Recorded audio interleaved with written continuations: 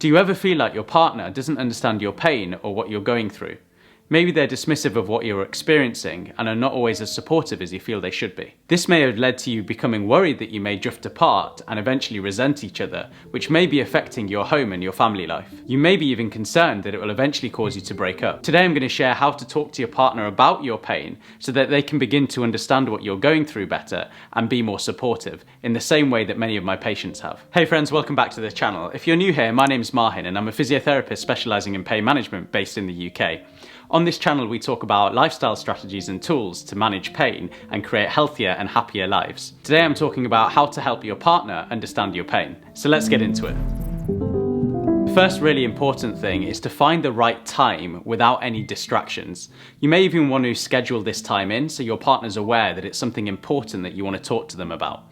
It's really important that you don't have any distractions, so you might want to put your phones away for this discussion. By letting your partner know beforehand that it's an important conversation you want to have, it prepares them well for the discussion. When you're having this discussion, it's really important that it's just you and your partner having the talk. You might want to sit down and face them, whether that's at a table or on the sofa, and you might even want to grab a warm drink just to make it a really informal environment for the discussion. It's really important with your body language that you're open and you are facing your partner when you have this discussion, rather than kind of looking away or sitting side by side. Then explain why you have asked to speak to them. Now, it's really important to show affection during this conversation, and rather than pointing your finger at your partner for something that they want to be able to change, make sure that it's a discussion around both of you moving forwards together, and it's something you're going to work on together so that you can help your partner understand your pain and what you're going through better.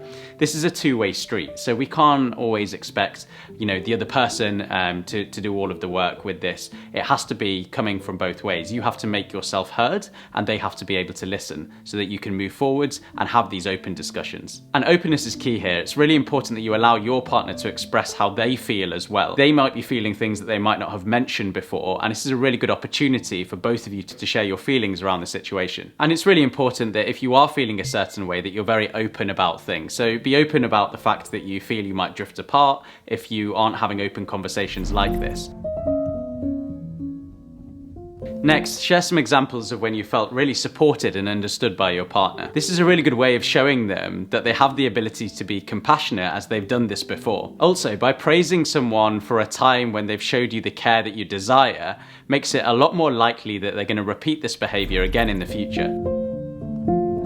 Next, talk about a couple of occasions where you feel your partner was not as supportive or as compassionate as you would have liked. Make it clear that you're not criticising them, but rather that you're just being open because you care about them and you want your relationship to be as good as it can be. Ask your partner how they felt in the moment and give them a chance to share their feelings and what they may have been thinking at that time. This is really, really important because you don't want to leave anything uncovered after this conversation that may just be able to simmer away in the background.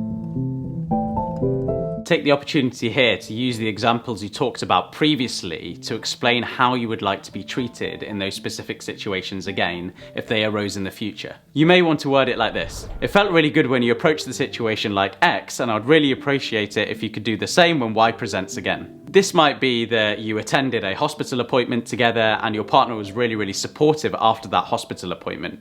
It may have been that you attended another similar appointment and your partner perhaps wasn't as supportive as they were in the first example.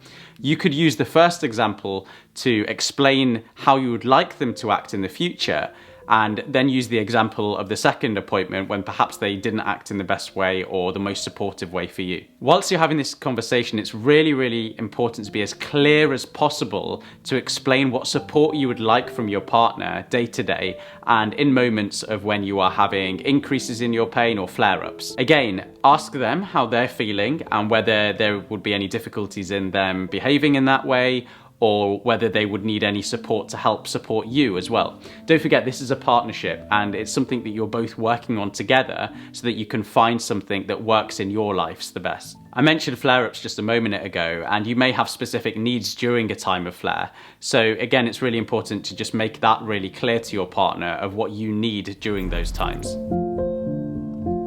There are 3 things that you can do to close the conversation in a really impactful way. First, ask your partner whether there's anything else that they want to discuss or anything else that they want to bring up that hasn't already been talked about. Ask them if they've got any questions for you that you may be able to answer to make it easier for them. Ask them whether they felt that the conversation was helpful and that you hope that it provided them with an insight into your pain and how you feel. End with a warm gesture, whether that's, a light touch of the hand or a hug. It's really important that you get everything out on the table during this discussion, have those difficult conversations, but then end in a way that shows that you're a partnership together. So friends, if you found this video helpful, be sure to check out this one on how social media may be affecting your relationships. This goes further into ways that we can ensure that we're communicating well to strengthen our relationships. Thanks for watching, take care, and I'll see you next week.